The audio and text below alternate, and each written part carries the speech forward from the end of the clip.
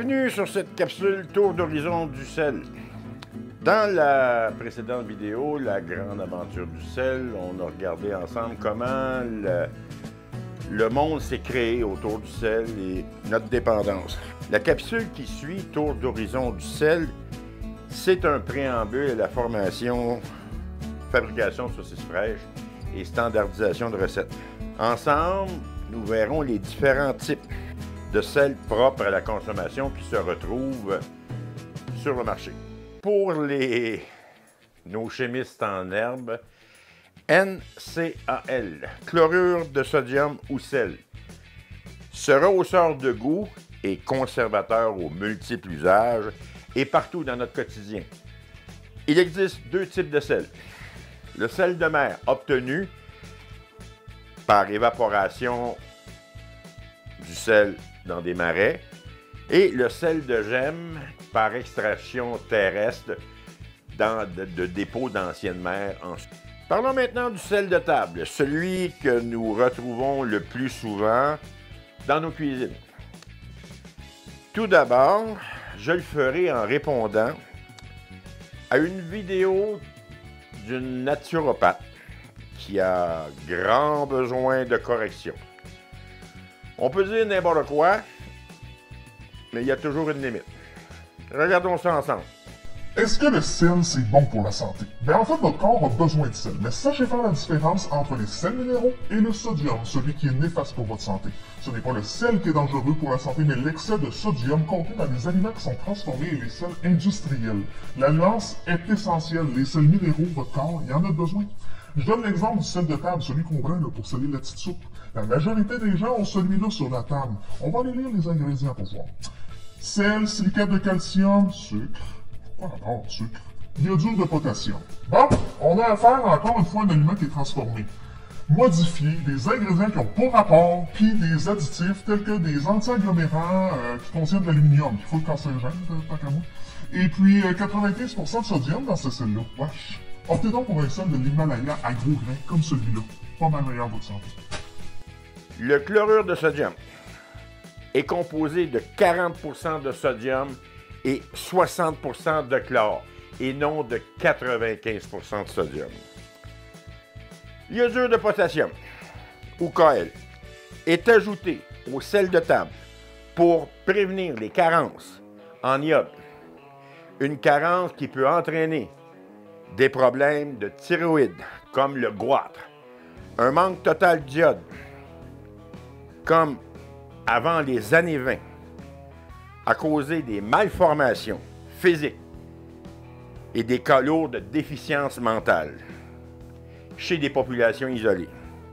Le manque d'iode chez les femmes enceintes a de graves conséquences pour les nouveau-nés. L'iode est un nutriment essentiel à la production d'hormones thyroïdiennes qui règlent de nombreuses fonctions corporelles.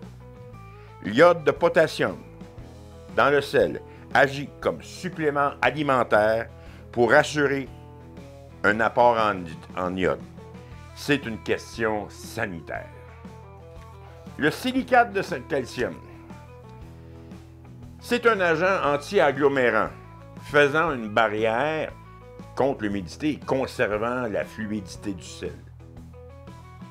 Le sucre ajouté, souvent sous forme de dextrose, a le rôle de stabiliser l'iode, empêchant qu'il s'oxyde et de perdre son efficacité. Le sucre masque certains goûts amers et a une grande capacité d'absorber l'humidité. L'aluminium dans les aliments n'est pas cancérigène. Tiré de Santé Canada. Le sel de l'Himalaya est composé de 97% de chlorure de sodium. Revenons aux choses sérieuses. Le sel cachère. Depuis quelques années, le sel cachère a la cote. Il a sa forme de cristaux bien à lui. Bon nombre d'amateurs et de professionnels l'apprécient par sa prise en main. Il aime comme sel de finition. Dans la pratique juive, on dit qu'il repousse le sang. En réalité, tous les sels ont la capacité de fixer les liquides. Le vrai sel cachère est nature, ou à 100%. Attention, il y a des sels cachères qui n'ont que la forme. Ils contiennent de l'iode et des anti-agglomérants. Veuillez bien lire l'étiquette afin d'y trouver un sceau comme MK pour Montréal Kosher ou NYK New York Kosher, la signature d'un rabbin ou tout autre organisme officiel de la communauté hébraïque ou juive. C'est un sel idéal pour les salaisons et les saumures en charcuterie. On a le sel à marinade ou le sel de mer. Ça aussi, c'est un sel à 100%, tout comme le sel cachère, qu'on ajoute pour les saumures et les salaisons en charcuterie. Si on prenait, par exemple, des sels de table pour du saumurage ou du salaison à long terme, les ingrédients qui s'y retrouvent, comme les anti-agglomérants, entraveraient le travail de certains conservateurs ou de certains procédés. Et c'est pour ça qu'on recherche tout le temps un sel nature 100%. C'est toujours une question de lire l'étiquette. L'action du sel. Le sel a la capacité de repousser l'eau, réduisant la capacité des micro-organismes à se développer. Ce qui est primordial en charcuterie, tout ce qui est lactofermentation, fumage et séchage. Dans les prochaines formations, nous aurons un bloc consacré à l'action du sel, la salaison et les saumurages, différents types de saumurages. Maintenant, moi je les appelle les sels de luxe, qui sont par des arômes, mais à la base, tous les sels, dans leur portion de chlorure de sodium, ont le même goût. Ce qui fait la capacité ou la typicité de certains sels, c'est le taux de raffinage ou leur état brut. Des sels garderont des produits du terroir. On prend des sels comme le fameux classique français, le sel des marais de la région de Garenne. Un sel gris qui conserve des résidus d'algues, de métaux dans l'eau. Les fleurs de sel sont un sel précieux. Ça se fait, c'est l'écume qui va flotter, c'est récolté de nuit à la main. C'est des petits flocons. Ils ont aussi des goûts particuliers. Je reviens au sel de gemme de l'Himalaya, qui a des résidus d'oxyde ferreux qui lui donnent tous les sels de ferreux ont une couleur gris rosé. Ces sels ont des goûts recherchés. En parlant de sel rose, je voudrais vous attirer votre attention sur quelque chose. Attention, à ne pas confondre avec Pink Salt, qui est une marque de commerce qu'on retrouve sur le web, que les gens vont chercher. C'est des sels de conservation. De toute façon, ils sont roses, barbe à papa. Là. Mais je ne sais pas pourquoi ils ont appelé ça sel rose. C'est une marque de commerce déposée. Les sels, non, ce n'est pas des sels à la consommation.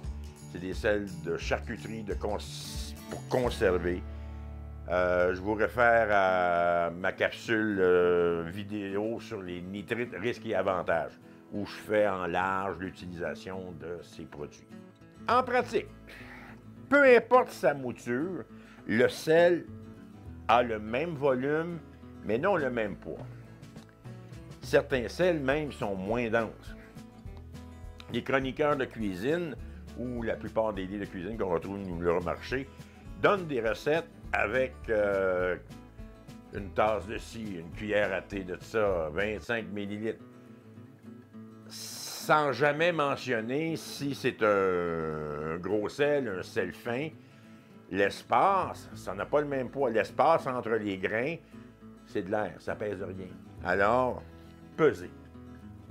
Pesez, et même tous les autres ingrédients Là aussi, dans la formation saucisse fraîche et standardisation, montrera comment faire un squelette d'une recette pour la multiplier, la diminuer toujours avec les mains. Et une balance de cuisine coûte une trentaine de dollars et c'est votre ami. Pour amener un exemple de ce que je vous dis, par exemple, une tasse de sel fin donnera 292 grammes ou 10,3 onces. Le sel cachet Diamond Crystal, pour la même quantité, une tasse, donne 142 grammes ou 5 onces. Ça n'a pas la même incidence sur le goût. Petite note sur les sels nitrités. Les sels nitrités ont mauvaise presse. Je vous ramène encore à ma capsule vidéo nitrite, risques et avantages. Ce qui me terrifie, ce sont les soi-disant charcutiers qu'on retrouve sur YouTube qui, sur les réseaux sociaux, qui mettent des sels nitrités à la main, à la cuillère. Ça prend un entraînement particulier, une connaissance pour utiliser ces sels-là. Ça ne doit pas être se retrouvé dans le cabinet. J'ai eu une aventure incroyable qui m'a été racontée cet automne, ce printemps. Quelqu'un qui a failli s'intoxiquer. Ces produits-là sont dangereux. On les pèse au milligramme. Et dans d'autres formations, je vous montre comment les utiliser de façon sécuritaire avec les normes canadiennes. Si on est écouté à l'étranger, vous appliquez exactement les mêmes produits des normes de votre pays. Si les charcuteries maison vous intéressent, des formations sont en cours. Contactez-moi via Facebook. Il me fera un grand plaisir de vous donner toutes les informations sur ces cours. En attendant, je vous remercie. On se voit bientôt pour une autre capsule. Ça sera sur les sels nitrités, encore plus développés. C'est pas une question de prendre parti de l'utilisation. C'est l'usage. Il y a des risques, des avantages. La question est assez complexe. Je vous démêle ça. En attendant, merci. On se voit bientôt. N'oubliez pas les formations. Les premières formations commencent en automne 2025. Ça s'appelle saucisse fraîche maison, fabrication de saucisse fraîche maison et standardisation de recettes. Merci.